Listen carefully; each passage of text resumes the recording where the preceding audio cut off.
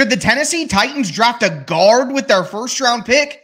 Absolutely. I'll tell you who matches up for the Titans and break down the rest of the interior offensive line class on today's edition of the Locked On Titans podcast. Let's get it. You are Locked On Titans, your daily Tennessee Titans podcast, part of the Locked On Podcast Network, your team every day.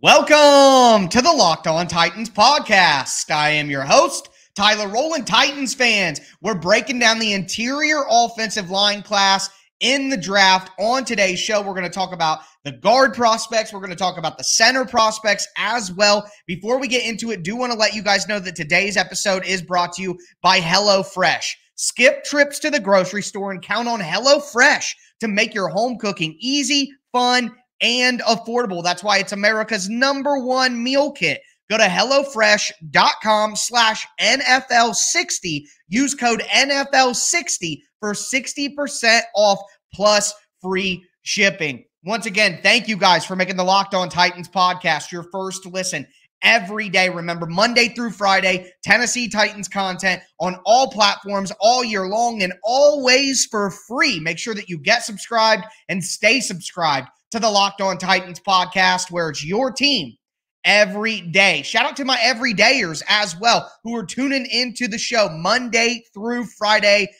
Big credit to you guys. Thank you all so much for the support. Remember, this is one of the installments in the 2023 Locked On Titans NFL Draft Preview. We've gone through quarterbacks. We've gone through running backs, wide receivers, tight ends, and offensive tackles. We're going to hit on the defense early in the week next week. Plus, I have my annual Tyler Rowland mock draft special that I'm going to be putting out as a bonus episode on the podcast feed and on YouTube. I'm going to have a full draft preview for you guys on Thursday, full recaps, instant recaps of every pick, every move that the Titans make throughout draft weekend.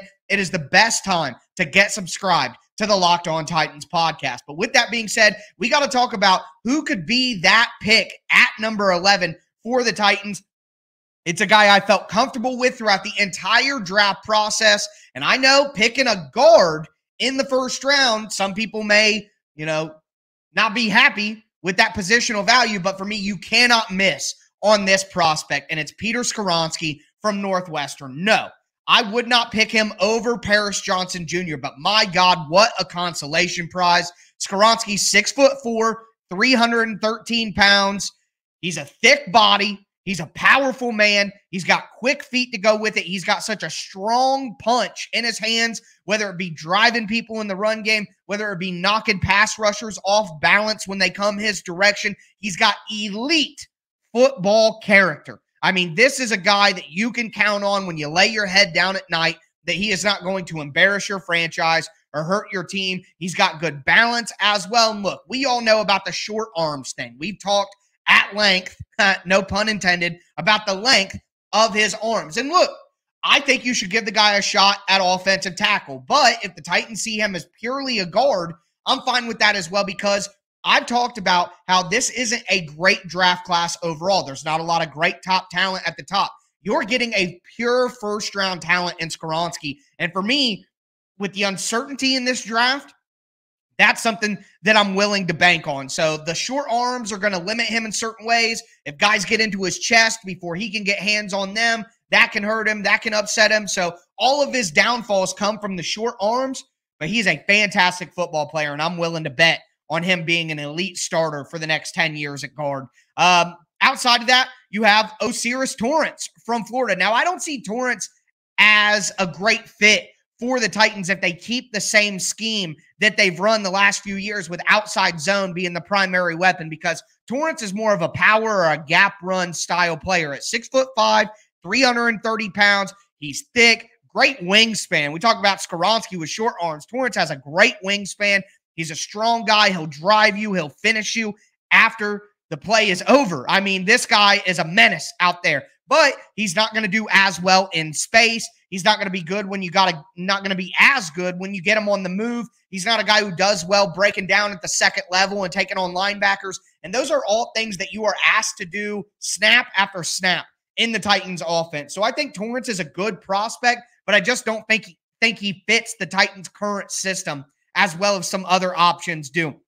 Another guy who I like, but Torrance and Skoronski are probably first-round options. For me, you get into the second round, pick number 41 for the Titans. I look at a guy like Steve Avila from TCU, 6'3", 332 pounds. He's another guy who's incredibly thick. He's got such a strong punch with his hands. Absolutely impressive. He's a versatile guy who's played at center and guard as well, so that could have some great value to the Titans. He's mobile enough to play in a zone run scheme. That's maybe not the highlight of his skill set is his mobility, but he's mobile enough to be able to fit in that scheme that the Titans run. Now, he doesn't do as good of a job. We talk about movement skills. He doesn't do as good of a job adjusting when linebackers are coming on blitzes or there's a stunt or recovering after he gets beat with his hands and his feet. Those are things that need to improve. But for my money, what he gives you with the thickness, the punch, the versatility, enough mobility to get the job done, I like Steve Avila as an option for the Titans in the second round. The last guy that I want to mention as a second-round pick, he could also potentially slide into the third, but I think he'll end up being a second-round pick late in the second round, is Cody Mock out of North Dakota State. Now, I know offensive lineman, North Dakota State, some Titans fans are getting some PTSD there. I understand why with Dylan Radins, but Mock is 6'5", 302 pounds, and he has the athleticism to fit perfectly within the Titans zone run scheme. He's a great athlete. He's a hard worker. He's incredibly competitive. His work ethic is top notch. The dude grew up on a farm. He wants to go back to the farm when he's done playing football. He's got that for you. He's going to continue to work. Now, look, he's got shorter arms for a prospect, which is why most people see him at guard, even though he was a tackle in college. He's got a little bit of a slim lower body. This guy has added like 80 pounds since he got out of high school. So naturally, his body is not as thick and as wide as some of the other guys that we've talked about before him, like an Avila or Torrance. So he's always going to have that slender lower body. He is an aggressive player who wants to drive you into the dirt, but sometimes he has the tendency to get a little bit too over-aggressive, and it messes with his balance. His technique goes out the window, and that's when he's going to lose. So he's got to clean that up. He is going to be 24 years old when the draft takes place, which is an older prospect. Probably not going to be able to put too much more mass on him, too much more weight on him. Can he clean up some of his technique issues when he's this old into his progression? That's something the teams are going to worry about, and that's why he's probably going to slide to the end of the second round, maybe early third round. But if the Titans were to move back in the second round, I think Cody Mock could make a ton of sense for the Titans. We're going to move into some of the mid-round options at guard, and then at the end of the show, we're going to talk about the center class and go over some options for the Titans there.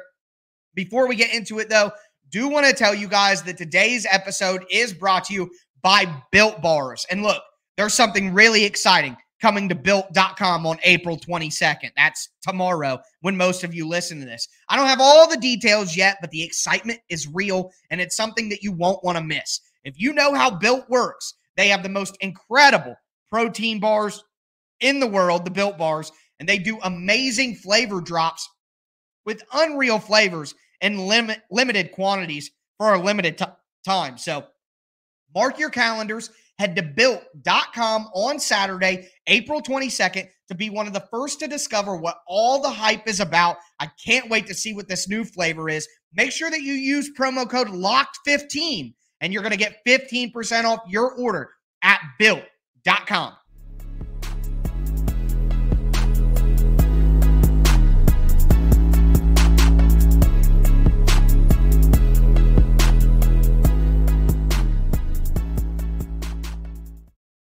Titans fans, let's continue today's breakdown of the interior offensive line class in the 2023 NFL Draft. Again, this is one of the installments. We've talked the quarterback class, the running back class. We've gone over 26 wide receivers, went over multiple tight ends, talked offensive tackles earlier this week, interior offensive line today. Next week, we're going to hit on the defense at the beginning of the week before we go into a full draft preview on Wednesday and Thursday, along with my bonus episode of my first round mock draft, which I've been doing for quite a few years now, and people definitely seem to enjoy it. So make sure that you get subscribed and stay subscribed to the Locked On Titans podcast, part of the Locked On Podcast Network, where it's your team every day. And of course, shout out to my everydayers tuning into the show every single opportunity that they have. But diving back into this class, the next guy that I want to talk about is Chandler Zavala. So Zavala comes out of NC State,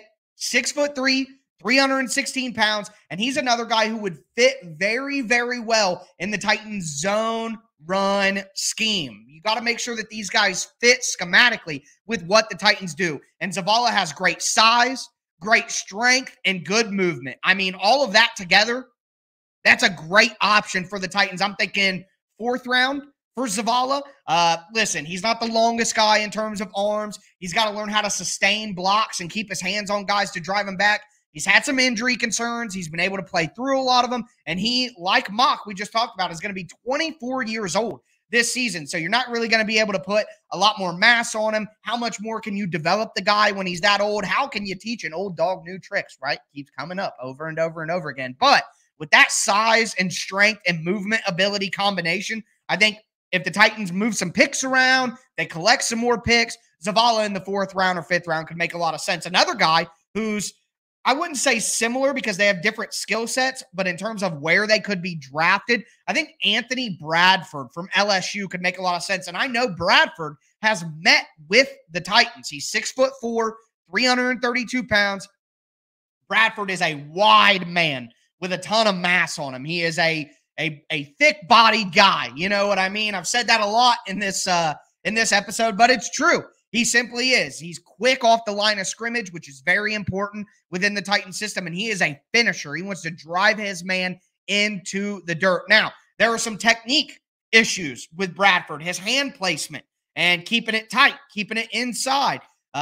When he gets a little off balance, he tends to lose his technique. So he is a bit of a project in that way because he needs fundamental refinement. He's a younger prospect compared to some of these guys that we've talked about, but with that size, his burst off the line of scrimmage, his mentality, you could bring that guy in and develop him into a starter potentially. So Anthony Bradford, 4th, 5th round, could make some sense for the Titans. Another guy who I like as well in a similar range, 5th round, maybe even 6th round, but I'm thinking 4th to 5th round, is Emil Ekiyor. Ekiyor? I think that's right. Alabama. I practiced this so many times before the show, and then I get on here and I kind of get frazzled when I look at the name. But Emil Ekiyor from Alabama, 6'2", 314 pounds. So he's a little smaller height-wise than some of the guys that we've talked about, but he's got good mass. He's a thick-bodied guy, again, checks that box. He's got long arms, though, even though he's one of the shorter guards that we've talked about. He has great balance. He's strong. He'll finish you, and he's been incredibly durable as well. The guy does not miss time. He can be a little impatient with his hands. He tends to fire them too quickly. And when you fire your hands too quickly as an offensive lineman and you don't get to to the defender's chest right away because you're firing too soon, then your arms get overextended. And when your arms get overextended, you have the tendency to lean forward and try to get your hands on the guy.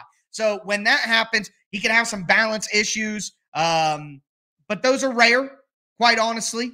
He tends to keep his good balance. It's just when he's impatient with his hands, his arms get overextended, then they can lead to some issues where he's leaning over, and you never want to see that. So Ekiyor is going to be a guy who, again, late rounds, 4th, maybe 5th, 6th round. If the Titans want to go that route, he could make a lot of sense. Another guy is Nick Broker from Ole Miss, 6'4", 305 pounds.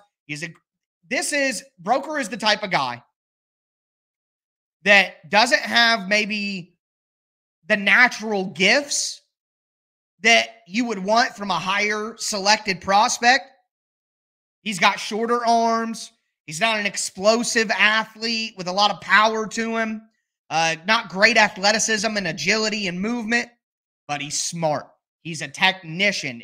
If you don't win with natural ability, then you have to win with your technique. And that's something that Broker's been doing. Now the question becomes, there's a certain threshold where you have to have some natural talent and ability to be able to succeed at a high level in the NFL. Can you purely win off technique?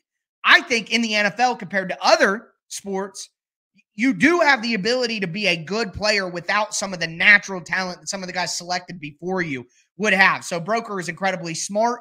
Again, he's a technician. He's got great, excellent football character. And although he doesn't have all of the natural ability or, the size and the speed and all that you would want from a guy typically, he might be able to carve out a role in the NFL with that technique, with that character, with that intelligence. So I think Broker could make some sense for the Titans later in the draft. We're talking 5th or 6th round here for Broker. Another guy I want to mention, the last guard, well, not the last guard that I want to mention, but you'll understand what I mean in a second, is McClendon Curtis out of Chattanooga, 6'5", 324 pounds. So this guy is huge. This is one of the biggest guys that we've talked about so far at guard. He's a guy who fits better in a power scheme, in my opinion, than a zone scheme, which the Titans run. But this late in the draft, you're just taking a chance and seeing if you can develop a guy. He's incredibly wide, like I just said, with his measurements. He's huge.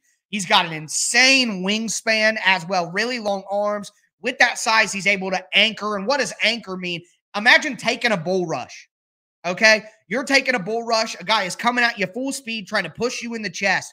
You got to center your gravity, bend in your knees, and take that on and be able to anchor yourself on the ground so that you don't get driven backwards. Well, McClendon Curtis does that very, very well, and he's got great character. I was reading up on his background. He bounced around a ton when he was a kid, even lived in a shelter for a little bit of time, but it's turned him into a fantastic person who's driven, who works hard. I think McClendon Curtis could make a lot of sense for the Titans late in the draft. Now, he doesn't have good grip. When he gets his hands on you, they have a tendency to slide off, and he played at Chattanooga.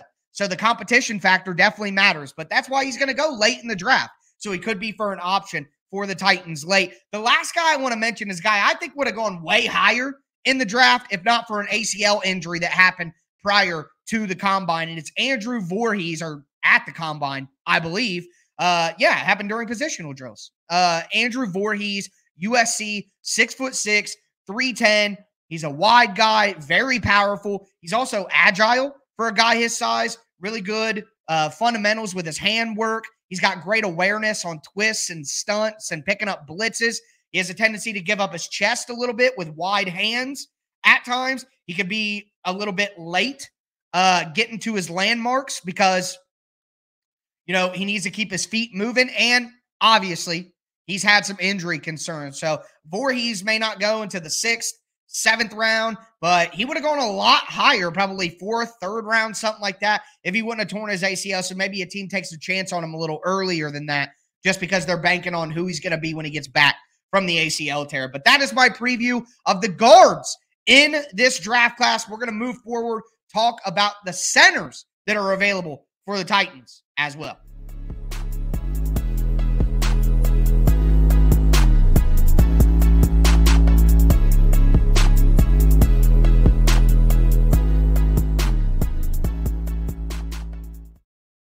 Titans fans, let's cap off today's edition of the Locked On Titans podcast. We talked about all the guards in the class that I wanted to get on. Now I want to talk about the centers that could be options for the Titans as well. Before we get into it, of course, I want to thank you guys again for making the Locked On Titans podcast your first listen every day, Monday through Friday, Tennessee Titans content all year round on all platforms and always for free. Get subscribed, stay subscribed to the Locked On Titans podcast. Again, defensive draft breakdowns coming at the beginning of the week next week, doing draft previews. I'm going to have instant analysis going live on Thursday night, Friday night, Saturday after the draft. I'm all over it. You guys aren't going to want to miss the coverage that I'm bringing to you for draft weekend. But with that being said, we're going to move into these centers. Got to start with my guy, a guy I've been talking about all draft season, and it's John Michael Schmidt. Center, Minnesota, 6'3", 301 pounds. He's got a nice frame in terms of, like his chest, his upper body, how wide his lower body is. Great strength as well. He has a great grip. Once John Michael Schmidt gets his hands on you, you're done. All right. And not only that, but we talk about scheme fitting into the Titan system. This guy is so good at sealing backside defensive tackles, at reaching play side defensive tackles as a part of combination blocks, getting to the second level. He's a guy who finishes guys once he gets his hands on them. He's a good character player as well. He's going to be great in the building. He's going to be a leader. That's important. He doesn't have the best length in terms of how long his arms are. He's got to continue to work on maintaining balance. He can be a little late to pick up stunts, and he's another guy who's 24 years old. But to me, while some people see the age as a detriment to John Michael Schmitz, to me, the age is a great thing for the Titans because the Titans need somebody who can come in right away and play. And I think if the Titans drafted John Michael Schmitz in the second round, that he would immediately become their starting center. I'm not fooling around with Corey Levin or Aaron Brewer. Give me a break. John Michael Schmitz. And you don't pass on a starting center for the next 5 to 8 years because of Aaron Brewer or Corey Levin. So take the man if he's there. The next guy that I wanted to talk about is Joe Tippmann. Joe Tippmann out of Wisconsin, 6'6" for a center. That's pretty tall. 313 pounds.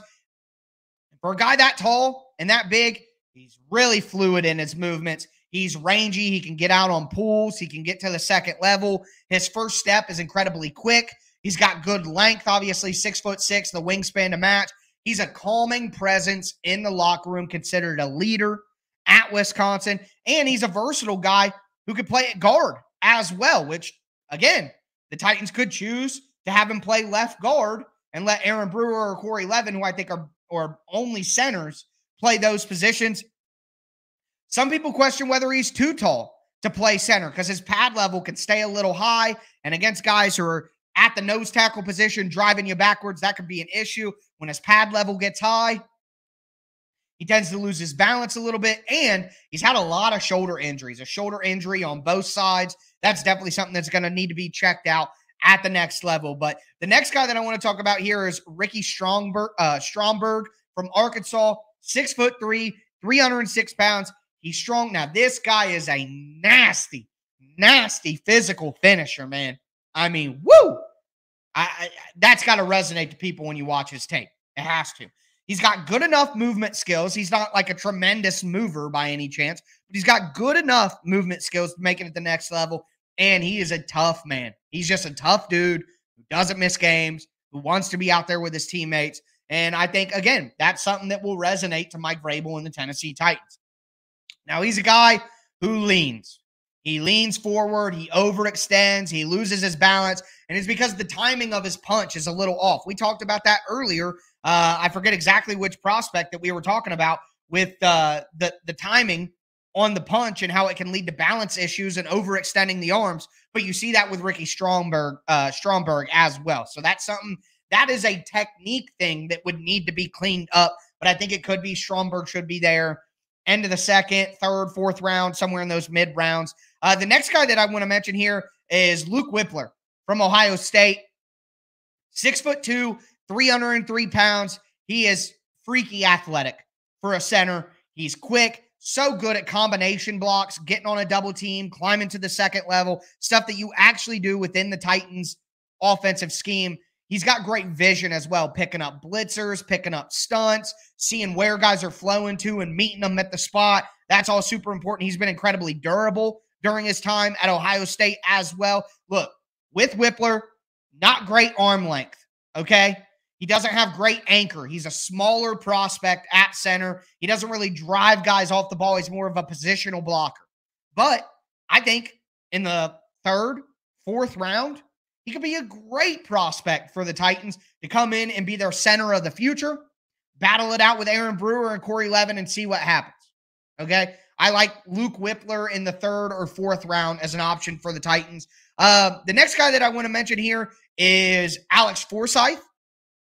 Out of Oregon, 6'3", 303 pounds. He's got quick feet. He is a technician, really good at resetting his hands. We talk about punch timing throughout the show. He's really good with the timing of his punches. He finds good angles to be able to drive guys in the run game. He's got a lean lower body, though, and we talked about that when we talked about Cody Mock. So you're not going to get a lot of drive. You're not going to get a lot of power out of him in the run game. His punch doesn't stop people dead in its tracks like some other guys do, like we talked about with Osiris Torrance and his punch. This is the opposite of that. He had like 5 false start penalties last year, which is insane. And he's had a ton of injuries as well. So that's why I think Forsythe could be an option for the Titans in the 5th or the 6th round. And then the last guy that I want to mention is a guy that I've been high on, and he's working his way up the board according to the media. And it's Juice Scruggs from Penn State. 6'3", 300 pounds. He's got good length, big hands, snatch up, good anchor. And for a guy that size, only 300 pounds, it's not often that you see a guy do well anchoring when they're that size. He's great against stunts and twists. He's a guy who's really good because of his athleticism, really good at climbing to the second level, executing combo blocks. Now, look, in pass protection, he can have a little bit of a wide base with his feet, and it can lead him to struggling with recovering because when your feet are that wide, pulling them back inside, getting them back out, moving them around, it's tough to recover when you get beat sometimes. Again, a smaller guy, he's not going to drive guys off the ball, but with his hands, he's able to really sustain blocks. He did have a back injury, though, in a car accident in 2019 where he was thrown out of the car. He had an issue with his L3 in his spine, and he had to wear a back brace the next year. Now, that hasn't really popped up in the last few years, but it's definitely something that medical teams around the NFL are going to be wanting to check out. So Juice Scruggs is my final center that I wanted to discuss here. It is not a very good interior offensive line group this year. There aren't a lot of prospects that I'm comfortable with, but anybody that we've talked about so far this episode, I think could make a lot of sense for the Titans. But that's going to do it for me today, folks. That's going to do it for this week of the Locked On Titans podcast. We've gone over every position on the offensive line, on the offense in general. Make sure that you go back and check out any of the previous positions if you missed them. But that's going to do it for me today, folks. As always, I am your host, Tyler Rowland, and this was Locked On Titans.